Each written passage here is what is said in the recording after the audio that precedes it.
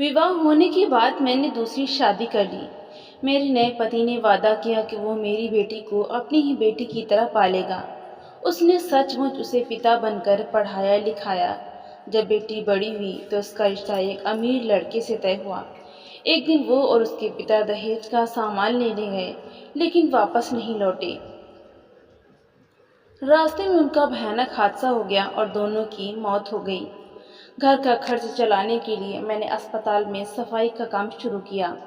एक दिन अमेरिका से एक बड़ा डॉक्टर अस्पताल में आया। उसे देखते ही मेरे होश उड़ गए, क्योंकि वो तो मेरा पति था। लेकिन उसके साथ खड़ी उसकी 19 साल की पत्नी को देखकर मेरे पैरों तले जमीन खिसक गई, क्योंकि वो तो मैं आज बहुत खुश थी। मेरे पहले पति की मृत्यु हो गई थी और जब मैंने दूसरी शादी की तो मेरे पति वीरेंद्र ने मेरी बेटी अर्पिता को बड़े प्यार से पाला था। मेरी जिंदगी आगे बढ़ चुकी थी। मेरे दूसरे पति वीरेंद्र ने मेरी बेटी अर्पिता को बहुत प्यार से पाला, कभी डांटा तक नहीं। अर्पिता की पढ़ाई पूरी हो चुकी थी और अब उसके लिए एक अच्छे घराने से रिश्ता आया। लड़की का नाम सुधीर था, पढ़ा लिखा और अच्छे परिवार से था। जब लड़की वाले अर्पिता को देखने आए तो उन्हें वो बहुत पसंद आई और उन्होंने जल्दी शादी की इच्छा जताई। यह सुनकर मेरी आंखों में खुशी के आंसू आ गए और अर्पिता शर्माकर अंदर चली गई।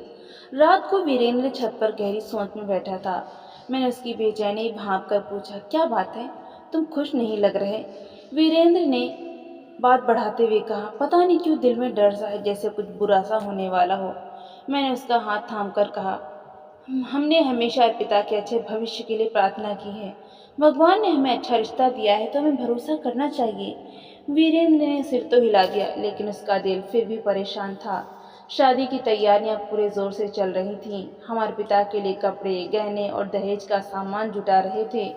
मैंने वीरेंद्र से कहा, मैं चाहती हूँ कि अर्पिता के लिए सब कुछ सबसे अच्छा हो। वीरेंद्र ने मुस्कुराकर हामी भरी और बोला, कल सुबह मैं और अर्पिता बाजार जाकर बाकी सामान ले आएंगे। अगले दिन सुबह दोनों नाश्ता करके निकल गए। मैं दरवाजे पर खड़ी उन्हें देख रही थी।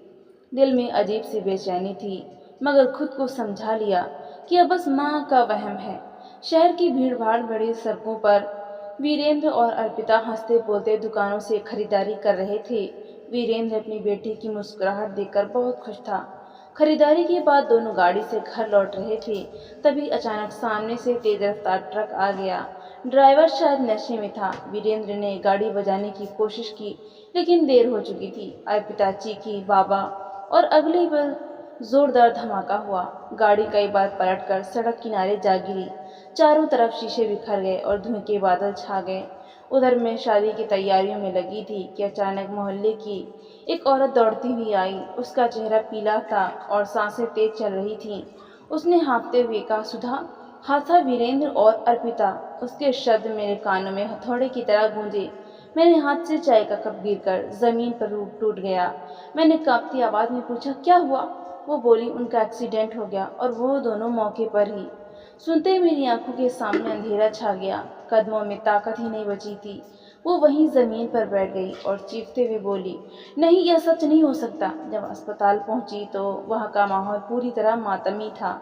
डॉक्टरों ने अफसोस भरी नजरों से देखा और कहा, हमने पूरी तरह कोशिश की, लेकिन दोनों की मौत मौके पर ही हो गई थी। यह सुनकर सुधा का दिल कांप उठा। उसकी दुनिया उजड़ चुकी थी। उसका सहारा, उसकी बेटी, सब कुछ खत्म हो चुका था। अपनी बेटी अर्पिता की लाश के पास पहुंचकर वो बेहोश हो गई। जिस घर में शादी की तैयारियां चल रही थी, वहीं अब मातम का घर बन चुका था।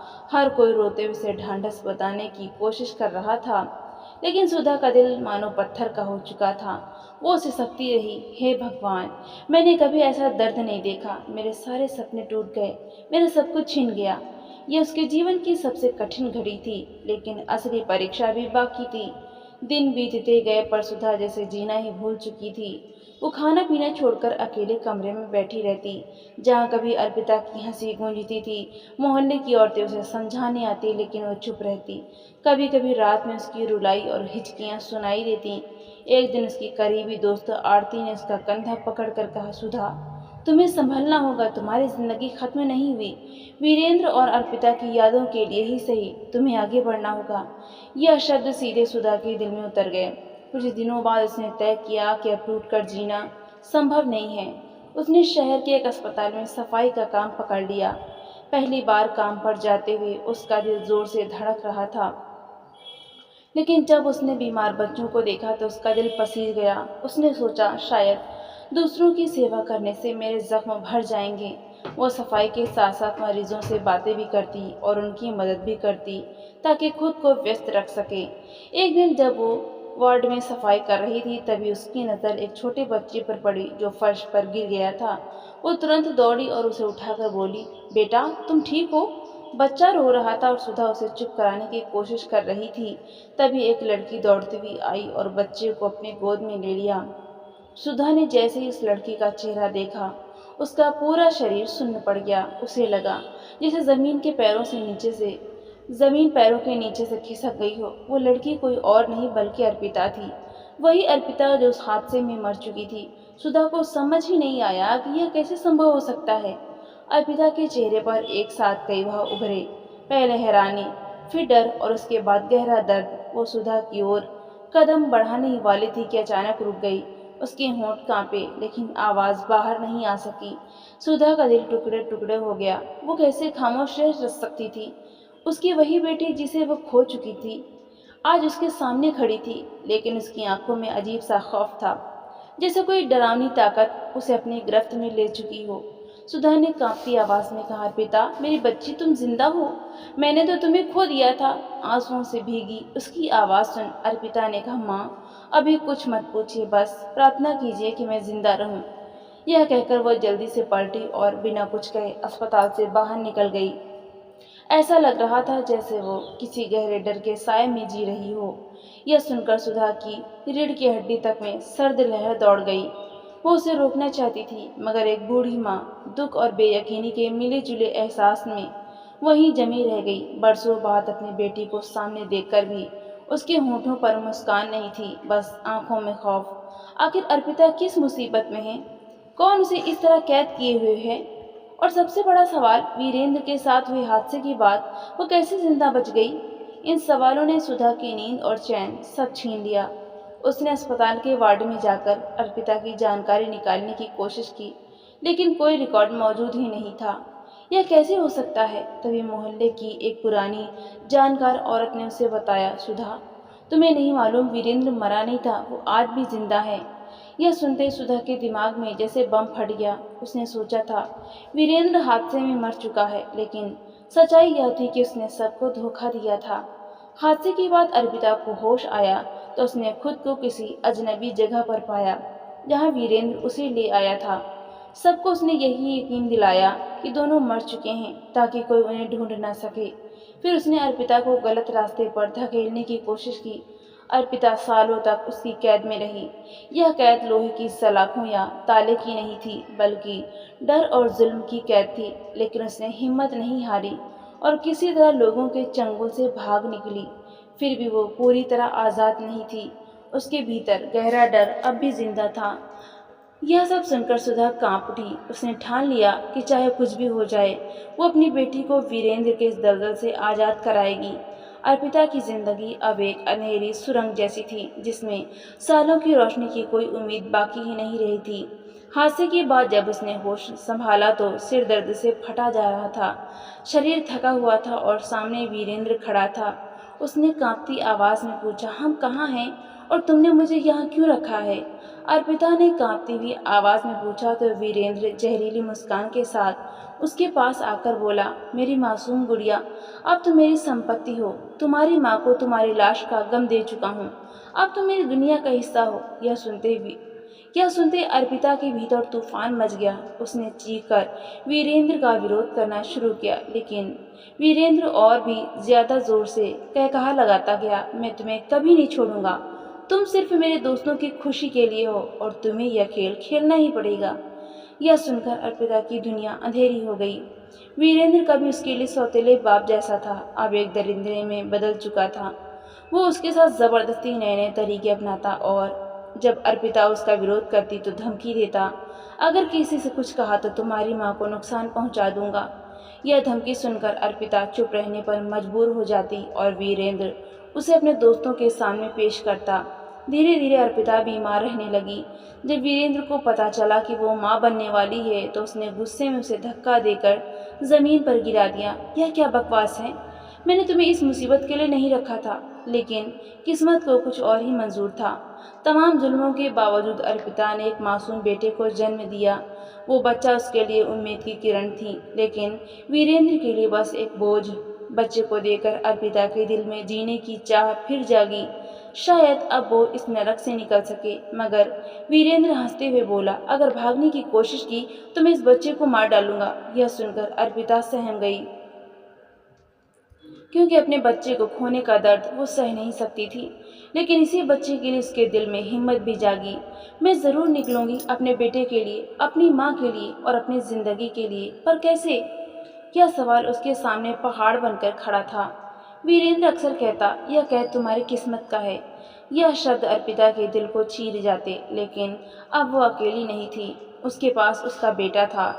धीरे धीरे बच्चा बीमार रहने लगा। तेज बुखार से उसका बदन जल रहा था और वो कमज़ोर होता जा रहा था। अर्पिता ने वीरेंद्र से कहा, मुझे इसे डॉक्टर के पास ले जाना होगा।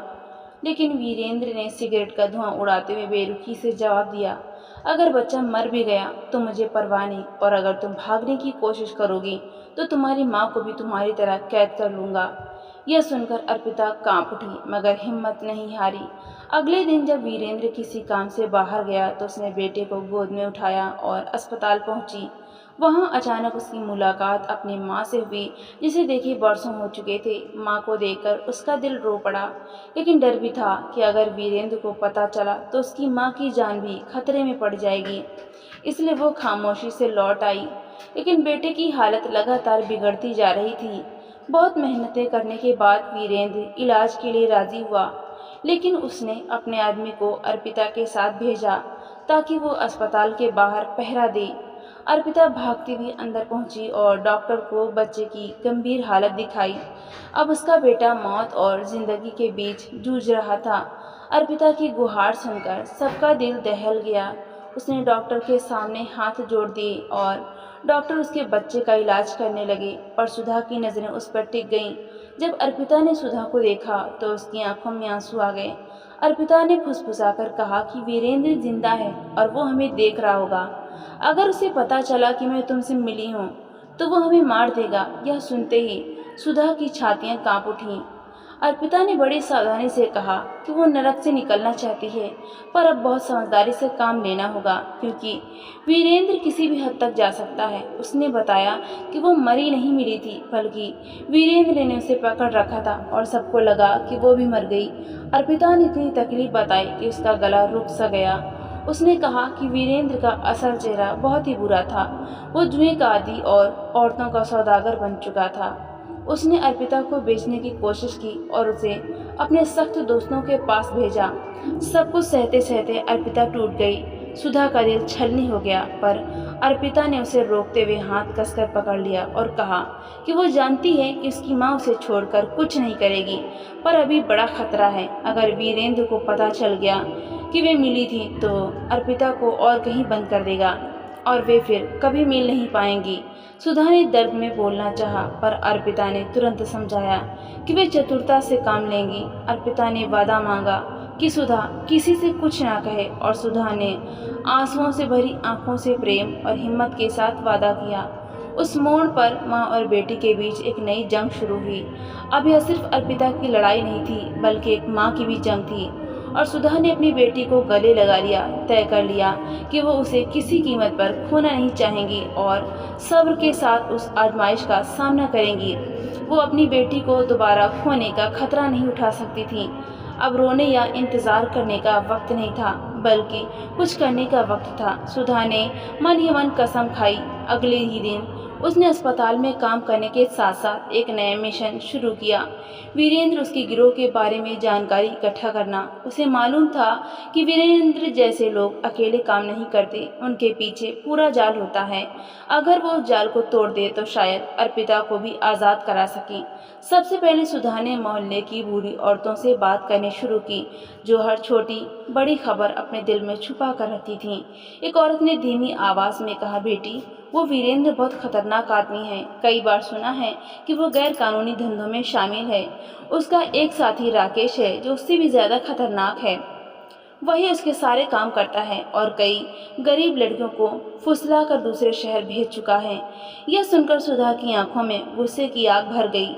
अब उसे समझ आ गया कि वीरेंद्र का गिरोह सिर्फ उसी तक सीमित नहीं है, बल्कि राकेश भी इस गंदे खेल में उसका साथ देता है। सुधा ने ठान लिया कि अगर वीरेंद्र तक पहुंचना है तो पहले राकेश तक पहुंचना होगा। उसने अस्पताल के एक नर्स से बात की जो राकेश के बारे में जानती थी। नर्स ने बताया कि राकेश अक्सर रात को इलाके के गुप्त जुए के अड्डे पर आता है और ज़्यादातर नशे में धुत रहता है। यह सुनकर सुधा ने एक और योजना बनाई। अगर राकेश नशे में हो तो शायद कुछ ऐसा बोल दे जो उसके काम आ सके। एक रात सुधा ने खुद को भेष बदलकर उस जगह के पास छुपा लिया जहाँ राकेश आता था। थोड़ी देर बाद राकेश अपने साथियों के साथ वहाँ आया। वो नशे में चूर था, जोर जोर से हंस रहा था और बड़बड़ा रहा था।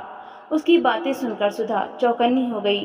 राकेश कह रहा था, वीरेंद्र तो बड़ा चालाक निकला। अर्पिता को ऐसे काबू में रखा है कि ना वो भाग सकती है और ना कोई उसे छुड़ा सकता है। उसने तो उसे दूसरी जगह ले जाकर कैद करने का भी प्लान बना लिया है। यह जानकारी पूरी तो नहीं थी, मगर शुरुआत के लिए काफ़ी थी। अब सुधा के पास एक रास्ता था, राकेश के जरिए वीरेंद्र की दुनिया तक पहुंचना। मगर सवाल यह था कि क्या वो पुलिस के पास जाएगी या खुद बदला ले लेने के लिए कोई और रास्ता चुनेगी। सुधा का दिल बदले की आग में जल रहा था। उसे पूरा यकीन हो गया था कि वीरेंद्र सिर्फ एक अपराधी नहीं बल्कि एक पूरा गिरोह चला रहा है और अर्पिता उसकी पकड़ में आ चुकी है। अगर मैंने कुछ नहीं किया तो वे लोग मेरी बेटी को हमेशा के लिए छीन लेंगे। इसलिए उसे किसी ऐसे साथ की ज़रूरत थी जो उसे इंसाफ दिला सके। पुलिस ही एक ऐसा रास्ता था, लेकिन सुधा जानती थी कि पुलिस के पास जाना भी खतरनाक हो सकता है।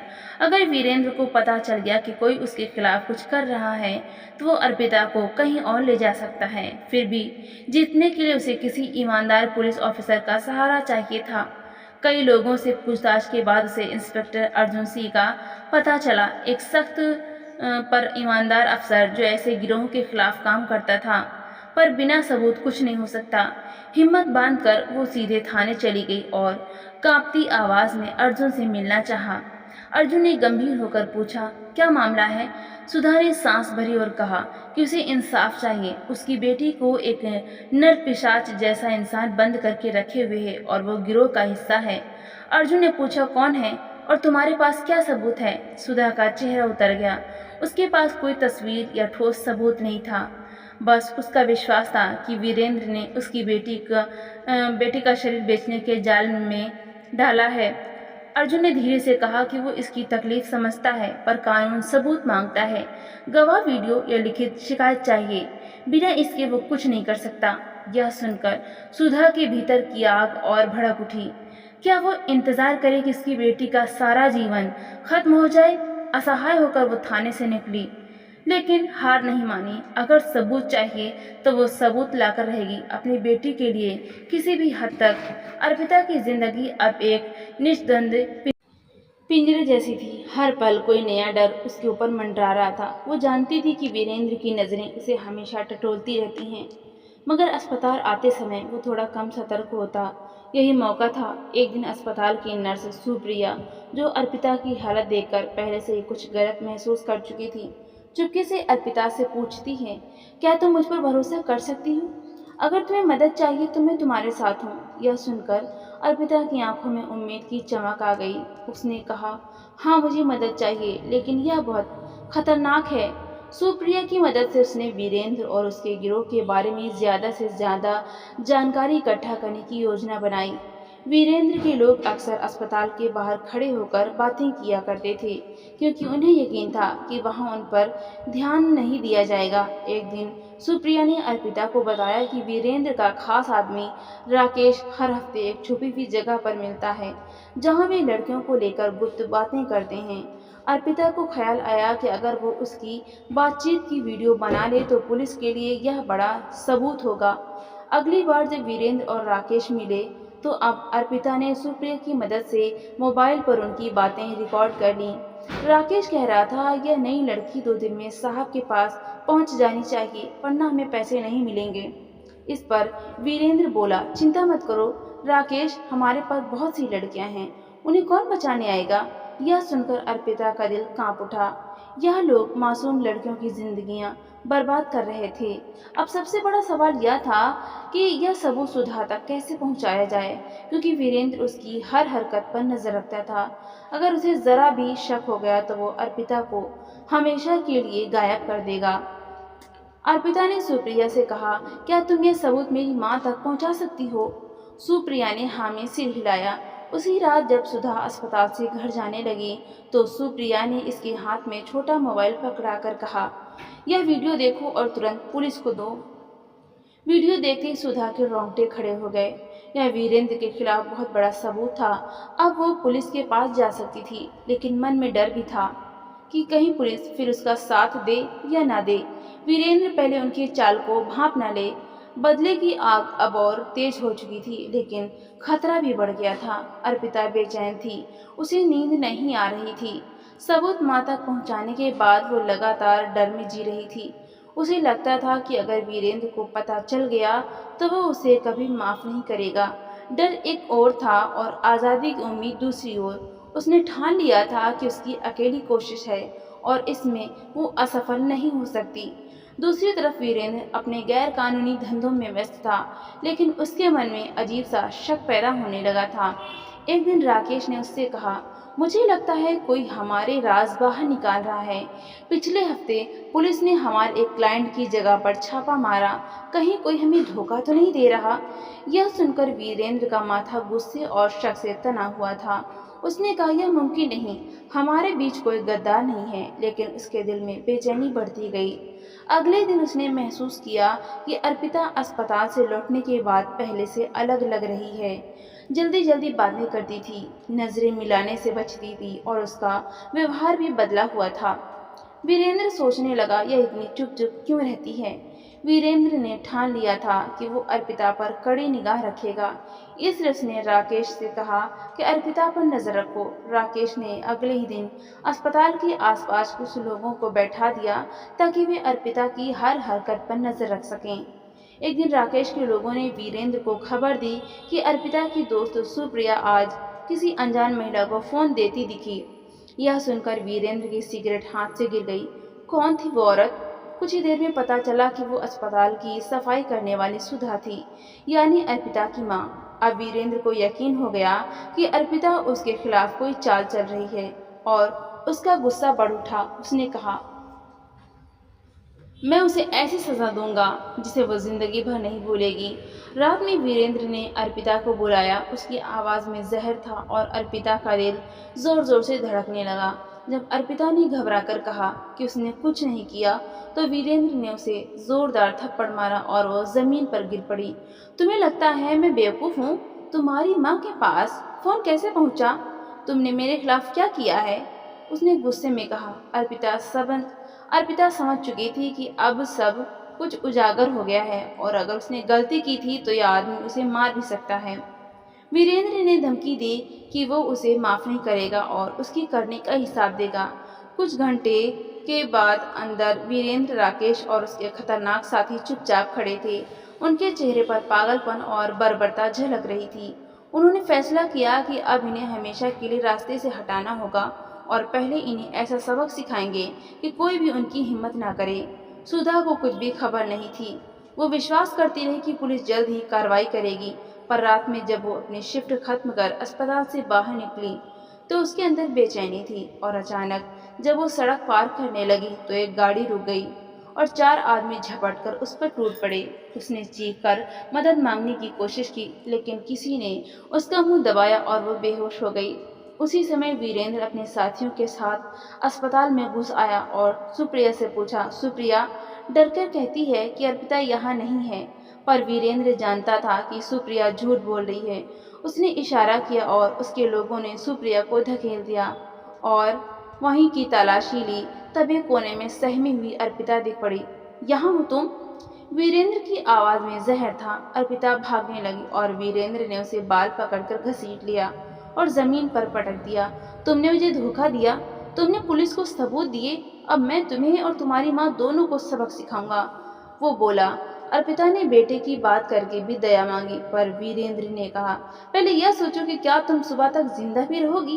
कुछ घंटे बाद जब सुधा को होश आया तो उसने खुद को एक अंधेरे कमरे में पाया और डर के साथ सोचा, यह मैं कहाँ हूँ। तब एक कमजोर सी आवाज सुनाई दी, माँ। सुधा ने जैसे ही नजर घुमाई उसका दिल बैठ गया। सामने अर्पिता एक कोने में बंधी पड़ी थी, चेहरा जख्मों से भरा और आंखों में खौफ। अर्पिता, मेरी बच्ची। माँ और बेटी एक दूसरे की ओर बढ़ने की कोशिश कर रही थीं, लेकिन दोनों के हाथ बंधे थे। अर्पिता रोते हुए बोली, माँ, वीरेंद्र ने हमें पकड़ लिया है, वो हमें मार देगा। तभी कमरे का दरवाजा खुला और वीरेंद्र अंदर आया।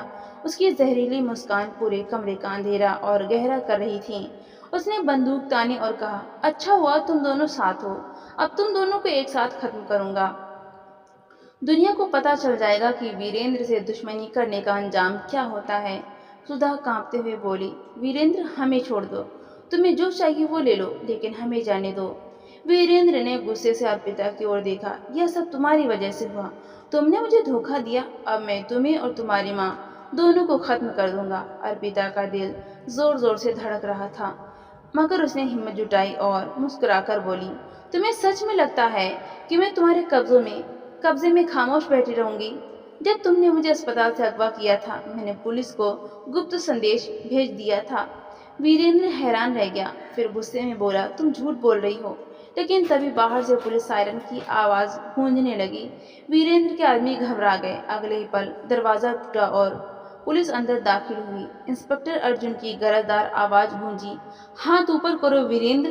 पुलिस ने वीरेंद्र के आदमियों को काबू कर लिया। वीरेंद्र ने भागने की कोशिश की, लेकिन पुलिस ने उसे पकड़ लिया। गोली चली और वीरेंद्र घायल होकर चीख पड़ा।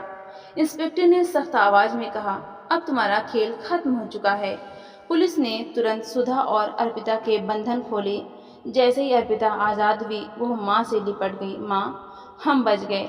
माँ बेटी दोनों फूट फूट कर रो पड़ी, मगर ये आंसू दर्द के नहीं, बल्कि आज़ादी और राहत के थे। वीरेंद्र, राकेश और उसके सभी साथी गिरफ्तार हो चुके थे। वीरेंद्र गुर्राया, तुम दोनों ने मेरी जिंदगी बर्बाद कर दी। अर्पिता ने दृढ़ आवाज में जवाब दिया, नहीं वीरेंद्र, यह तुम्हारा चुना हुआ अंजाम है। माँ बेटी पुलिस की गाड़ी में बैठी तो उनके चेहरे पर सुकून था।